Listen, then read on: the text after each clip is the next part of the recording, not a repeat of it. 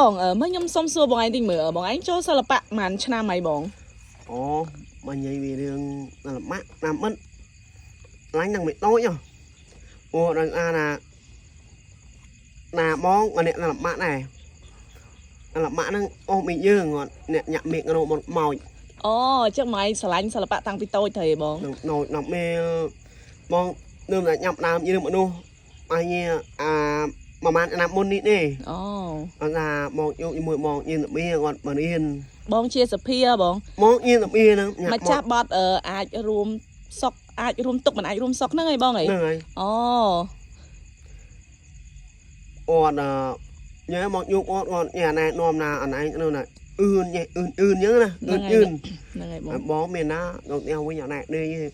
រៀននឹងអឿននឹងវិមេយើងមកដល់អង្គណោះ អូបងឯងអឺនទាំងមេជើងដល់ចុងសក់ អ្នកមកអ្នកនេះបងរៀននេះយីមកដោអាលាក់ហ្នឹងមករៀនទាំងអស់ អូ បានយីមនុស្សនោះថ្ងៃណា អូហើយរងថ្ងៃបងភាចង់អឺនចាញ់បងឯងហ៎ អូអត់ដូចមកនេះអត់មីមកអត់មកយំមួយបងណាណែមានមុខបងគាត់រៀងនេះ អូចឹងបានថ្ងៃមុនខ្ញុំសនំពរបងភាច្រៀងបងភាអត់ហ៊ានច្រៀងគាត់ថាអត់ហ៊ានច្រៀងទេបងឯងនៅនឹងដែរ ហ្នឹងហើយគាត់ថាអើយមុខឡាញមកដូចមានអារម្មណ៍ណាអញណាមបែបញ៉ាអញណាមហ្មង អូ រៀងអត់ការមកឲ្យមីអូន អូអូ មករៀងឲ្យរៀងមានមួយបងមកញ៉ាមកណា ហ្នឹងហើយបង អត់អៀនទេ ខ្លាចបងឯងហ្មង ថ្ងៃមុនយួនបងណាប់មន់ឲ្យមកដើរញ៉ាញ់មកងាត់អៀនរៀង អូតើ អៀន ទៅ នំ ជួ ពោ អូ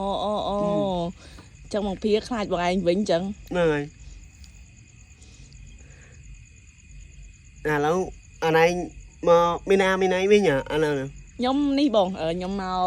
កម្មវិធីគេហើយឥឡូវហួសមកជួបបងឯងហើយ អេបងមិននឹកបានដែរបានយូរអាណៃនេះ នឹង ណា ចៃដន្យមែនតែនហ្មងហ៎បង ណាឥឡូវអាណៃចង់ងឹតមិនវិញមួយបងនេះបងទៅមាននេះមិន អត់ទេចង់ដឹងថាបងឯងចូលសិល្បៈតាំងពីណាមកអីចឹងណាបងដោយសារតែឃើញបងឯងច្រៀងព្រោះមែន បងនោះអាណៃយកស្ដាប់ហ្មង នឹងចង់ស្ដាប់ចូលចិត្តស្ដាប់បងឯងច្រៀង អូបងមិនណាអាណៃមួយនេះ ហ្នឹង បងមិនចេះតែរៀងទេបងចេះតែណែបនេះ អូចេះទាំងរ៉េបទៀត ណែប អូឡយចង់ស្ដាប់បងឯងរ៉េបដល់ហើយនេះ ចង់ស្ដាប់នេះ ហ្នឹងហើយបង មកណែបអេខ្លាចរ៉េបមើងគេអនមុនចឹងទេ អត់អីទេបងហ្នឹងចង់ស្ដាប់បងឯងចង់ស្ដាប់បងឯងរ៉េប ឥឡូវចាំមកណែមកមកបត់អីចឹង ហ្នឹងមកបាត់មកបង អូមកនោះនឹកអូខេនោះនឹកហ្នឹង ហ្នឹងហើយបង រាប់ញូនមកមកណែ អូ